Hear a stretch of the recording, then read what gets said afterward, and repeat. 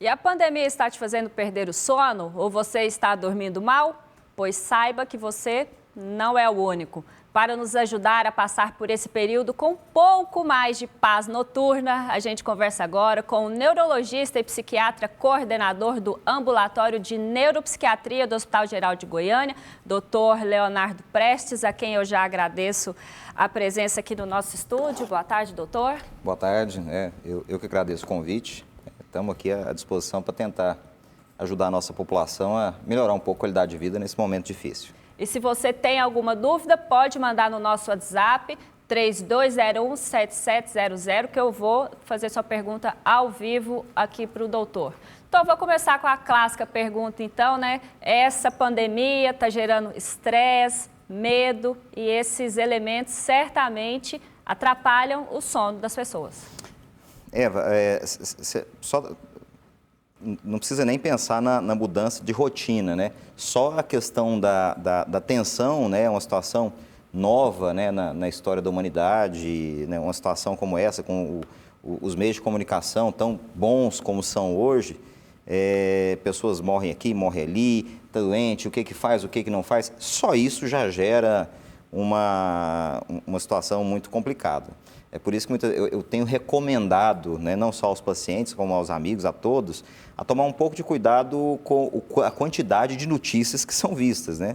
Afinal de contas, vocês têm que mostrar a realidade, né? Isso é obrigação de vocês, estão corretos, têm que continuar fazendo isso. Mas hoje a gente também, eu concordo com o senhor, a gente tem um excesso de canais de informação, né? A gente tem a TV, a gente tem o rádio, a gente tem o WhatsApp, que hoje é canal de informação, a gente tem os sites, aí a gente conversa na rua não pode, a gente conversa em casa, no telefone, então assim, são várias as possibilidades de você estar retroalimentando aquela quantidade de notícias ruins. Sim, e aí a gente tem que pedir, pessoal, olha, vê um pouco, né? Vê um pouco de manhã, vê um pouco à noite, acabou. Toma cuidado com isso aí. E só para a gente estabelecer um parâmetro, então, já que a gente está tendo uma noite ruim de sono, o que seria uma boa noite de sono? Bom, uma boa noite de sono é aquela que você acorda no outro dia bem, né? Não tem muito segredo. É claro que a gente tem vários parâmetros, né? Em média, são 8 horas de sono, mas... o normal, na verdade, seria de 6 a 10 horas em média, né? Algumas pessoas dormem um pouco menos, outras um pouco mais. Essa média de 8 horas, né? Não quer dizer que todo mundo tem que dormir 8, tem gente que dorme 6, 7 horas. Mas isso é a aquele média... sono ininterrupto, aquele sono que a gente começa a relaxar e tal, e dorme sem acordar durante a noite? Isso. Uma acordadinha, claro, né? Principalmente para quem passou dos 40, absolutamente normal, né? Mas o que é normal? Você acorda, vai ao banheiro ou decide não ir ao banheiro e volta a dormir, né? Isso é normal, né? Você tem aquele sono prolongado e acorda no outro dia, né, descansado. Bem, isso é uma boa noite de sono, tá? Para conseguir isso, aí realmente assim, tem várias coisas que a gente precisa fazer para conseguir uma boa noite de sono. Ou seja, você tem que se preparar para ter uma boa noite de sono. A coisa não é tão automática assim no mundo de hoje. Não é simplesmente só deitar então e falar, vou dormir. Não. E o que a população tem que fazer então? Eu tive um dia estressante, tive que trabalhar o dia todo, ou fiz home office e tal, lidei com problemas, tal, aquela situação que ia virar um negócio não virou, me estressou, aí eu quero dormir. O que eu tenho que fazer? Desestressar. Bom, tem que preparar o ambiente de sono, né? Antes de começar da gente pensar em dormir, a gente tem que começar, então, essa preparação para dormir. Nós temos que lembrar o seguinte, o ser humano ele é um animal visual, ou seja, o ser humano ele é um animal da luz, né? Nós precisamos de luz. Tanto é que os nossos hormônios de sono, eles vão sendo produzidos à medida que a luz vai diminuindo, vai baixando, né? Com mais luz, nós ficamos mais alertas, mais espertos, né? Então, ou seja, você quer dormir bem? Reduza a quantidade de luz, né? Ou seja, vai cortando a TV, vai fechando o notebook, vai desligando o celular. Levar celular para a cama, então, não é muito adequado. Errado, né? Muito, muito errado. É terrível, terrível, né? A gente, alguns anos atrás, a gente brigava com quem tinha televisão no quarto. E o celular é uma fonte de luz muito mais intensa e muito mais próxima dos olhos, né? Então, o efeito sobre o cérebro comprometendo a qualidade do sono é muito maior do que a TV. Doutor, e sobre alimentação? Também tem alguma influência sobre o sono? Muito grande, muito grande. Alimentos muito estimulantes não devem ser consumidos. O ideal é que, assim, desde o final da tarde e início da noite já não se consuma alimentos estimulantes, né? O mais conhecido nosso é o café, né? Mas qualquer coisa que tenha cafeína, o chamate, o chimarrão, os derivados do chimarrão, os chocolates, principalmente, quanto mais puro o chocolate, mais cafeína ele tem. Né, o que realmente atrapalha o sono do chocolate é a cafeína, né? Então, muita cafeína, qualquer produto estimulante. Também? Sim, né, principalmente os refrigerantes à base de cola, né, eles têm maior quantidade de cafeína. E os outros estimulantes também, né? Algumas vitaminas que contêm ginseng, tome cuidado, né?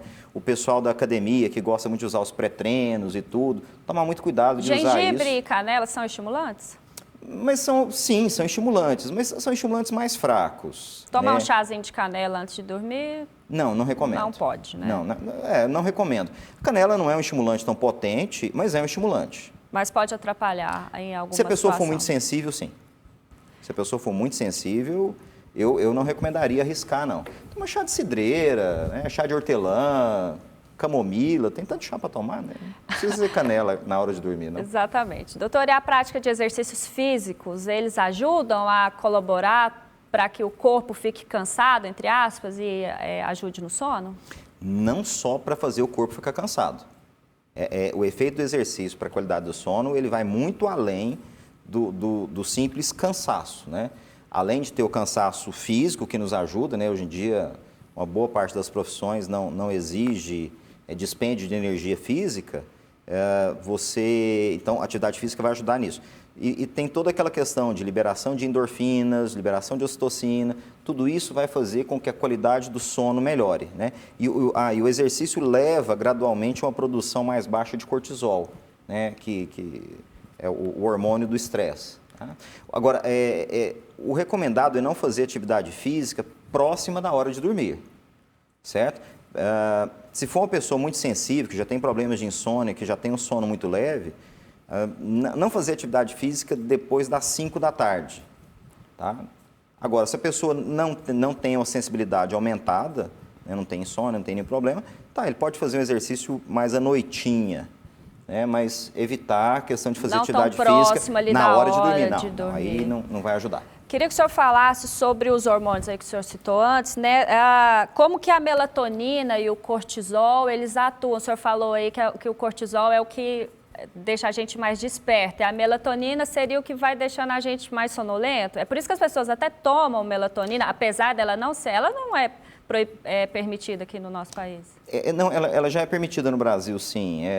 Não existe liberação para industrialização dela. Mas, sim, já existe em farmácia de manipulação, já existe melatonina à venda no Brasil. E essa diferença, né? As pessoas podem recorrer à melatonina para tomar, para melhorar a qualidade do sono. Quando recorrer a essa medicação? Com recomendação médica, né? A melatonina, por mais que seja um remédio natural, é um remédio. Existem indicações e não indicações da melatonina, né? Estudos bem recentes agora, né? Me falha a memória que o nome talvez seja talvez não, é o maior pesquisador da melatonina nos últimos 30 anos. Ele fez uma publicação muito interessante, uma revisão agora, e ele faz até uma certa meia-culpa, né? Dizendo que ele foi um dos grandes responsáveis pela difusão do uso de melatonina nos Estados Unidos, e hoje ele vê que ele exagerou no que ele fez, que a coisa não é tão boa assim. Então, esse negócio de sair tomando melatonina a qualquer momento, não. Tem a pessoa certa para usar e não usar a melatonina. Nós produzimos, o nosso cérebro, né, de uma forma resumida, a gente produz melatonina à medida que a gente perde luz, né? Por isso que é normal qualquer ser humano, no local muito escuro, principalmente se ele ficar mais quieto, você vai ficar sonolento, né? Você vai ficando ali alguns minutos, 1 hora ou mais, a tendência é ficar sonolento, né? Existem pessoas que dormem no cinema, né? É só entrar no cinema já dorme. Ou seja, precisa de falta de luz para que a gente produza melatonina. E o cortisol, né, que é um dos hormônios que faz com que a gente tenha mais energia e disposição, mas vamos colocar ele aqui como o ator principal, que basicamente ele é, você tem os picos de produção de cortisol, né, no início da manhã, entre 7 e 9 da manhã, e você tem um outro pico um pouco menor, mais no final da tarde, 4, 5 da tarde. O cortisol, ele é ótimo, né? O pessoal fala muito mal do cortisol por causa de ansiedade, depressão e tudo mais, mas ele é excelente. O problema é o excesso de produção de cortisol e ficar muito tempo produzindo muito, né? Que é a questão da ansiedade, do estresse. Se você quebra esse ciclo nosso, né, chamado ciclo circadiano, você bagunça. Agora, alguns minutos atrás, estava conversando com a Érica aqui da TV, e ela me comentando que às 4 da tarde ela está tendo uma sonolência terrível depois da quarentena. Eu estava explicando para ela, falei, nossa, o seu ciclo está completamente bagunçado, porque é um momento do dia que o ser humano tá subindo. Ele tem que estar mais alerta. O normal é que ele fique um pouco mais alerta entre 4 e 5 da tarde.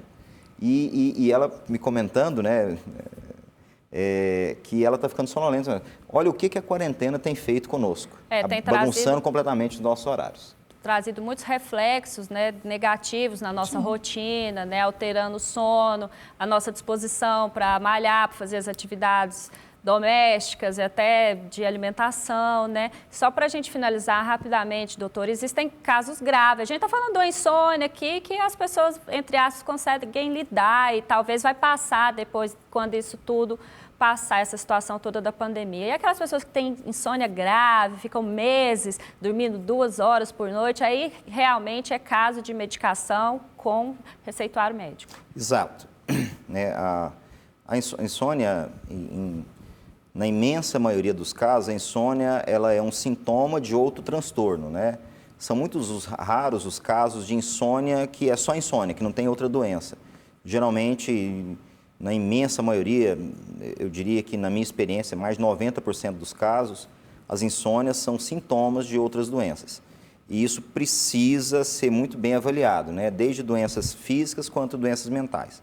E eu queria aproveitar o finalzinho aqui para fazer um pedido à população: não usem remédio para dormir agora, por favor. A não ser que tenha uma real indicação, uma real necessidade, né? No Brasil nós temos um hábito da automedicação, né? Com certeza, se você não tem remédio para dormir em casa, um vizinho deve ter. Por favor, né? Vamos segurar a tentação de pedir para o vizinho, de pedir para o primo, para o cunhado, para quem quer que seja, um remedinho para dormir. Vamos fazer um esforço, né? Tentar um pouquinho de disciplina para melhorar a nossa qualidade de vida, né? Viver bem é uma escolha, e por mais que o mundo esteja complicado, a vida esteja difícil, vamos fazer um pequeno esforço, né? Regular o horário de acordar, regular o horário de dormir, regular o horário de comer. Poxa, não é tão complicado assim. Vamos resistir à tentação do remedinho. Tá certo, doutor. Agradeço os seus esclarecimentos. Doutor Leonardo Prestes, ele que é neurologista e psiquiatra. Muito obrigada pela sua presença aqui no TBC1. Mais uma vez, eu que agradeço.